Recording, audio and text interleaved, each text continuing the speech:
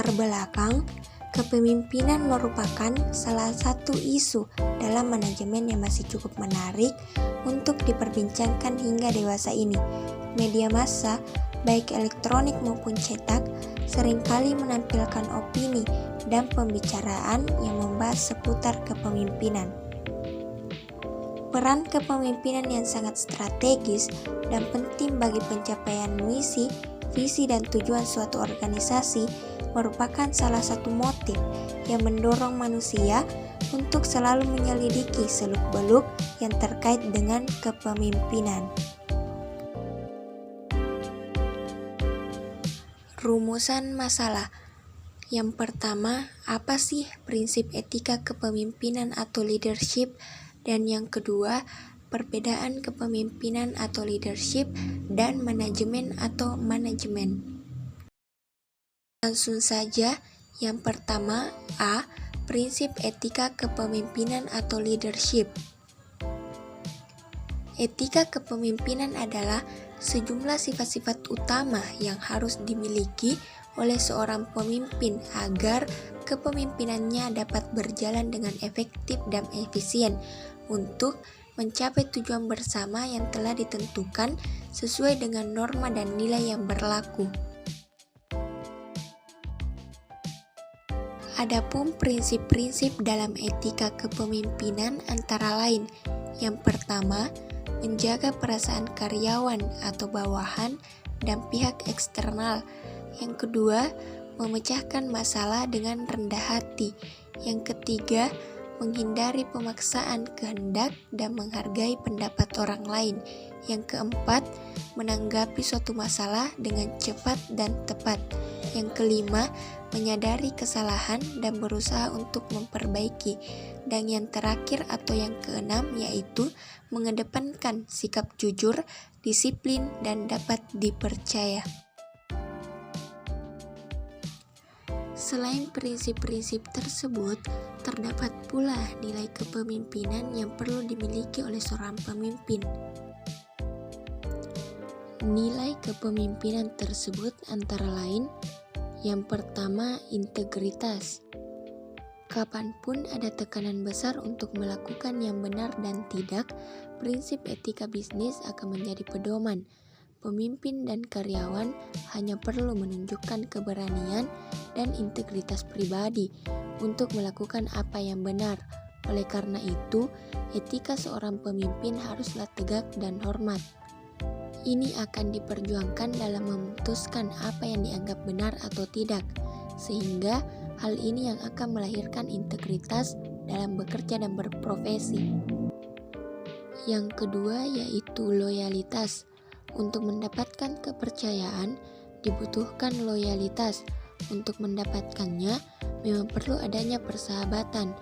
Hubungan persahabatan sangat diperlukan di masa-masa sulit. Loyalitas akan diperoleh dengan dukungan dan dedikasi tugas yang ada. Yang ketiga yaitu kejujuran. Setiap orang yang ada di perusahaan harus menjaga sikap jujurnya ketika menghadapi rutinitas pekerjaannya. Mereka juga harus jujur dan tidak menipu atau menyesatkan informasi kepada orang lain. Yang keempat yaitu menghormati dan peduli.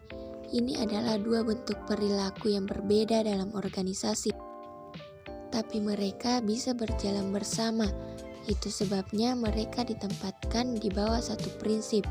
Ketika seorang eksekutif beretika, dia berbelah kasih, baik hati, dan perhatian. Pemimpin perlu menunjukkan rasa hormat terhadap martabat privasi, otonomi, dan hak karyawan. Dan yang kelima, keadilan kepemimpinan. Perusahaan tidak harus adil dalam segala hal. Meski begitu, pimpinan tidak boleh salah menggunakan kekuatannya. Dengan demikian, etika bisnis menghalanginya untuk mencoba dan tidak melakukan sesuatu demi mendapatkan keuntungan apapun. Selain itu, pemimpin tidak boleh memanfaatkan setiap kesalahan atau kesalahan orang lain.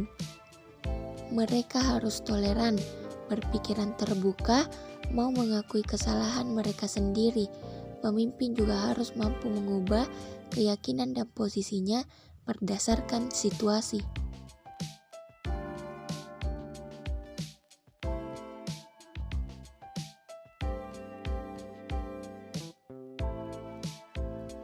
Bagian B, perbedaan kepemimpinan atau leadership dan manajemen atau manajemen. Menurut Gareth Jones dan Jennifer George 2003 440, yang dimaksud dengan kepemimpinan adalah proses di mana seorang individu mempunyai pengaruh terhadap orang lain yang mengilhami, memberi semangat, memotivasi, dan mengarahkan kegiatan-kegiatan mereka guna membantu tercapainya tujuan kelompok atau organisasi. Sedangkan definisi manajemen menurut R.W. Griffin 1997 5-6 adalah serangkaian kegiatan termasuk perencanaan dan pembuatan keputusan, perorganisasian, pimpinan dan pengendalian yang diarahkan pada sumber daya organisasi, tenaga kerja, keuangan, fisik dan informasi yang bertujuan untuk mencapai sasaran organisasi dengan cara yang efisien dan efektif.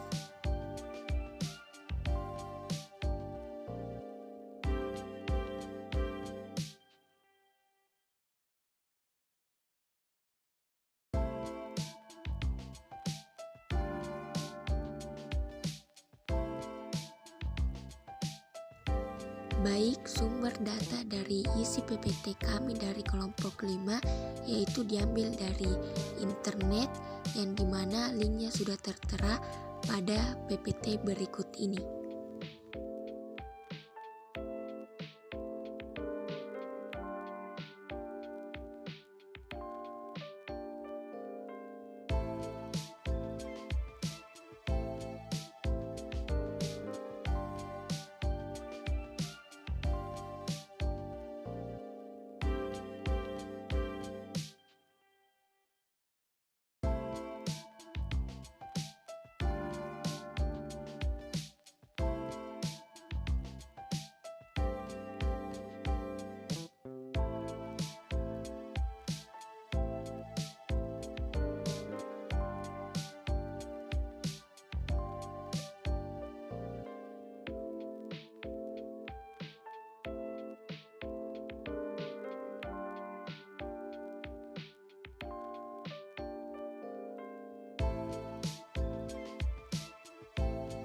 Terima kasih atas perhatiannya telah menyimak video ini dengan baik.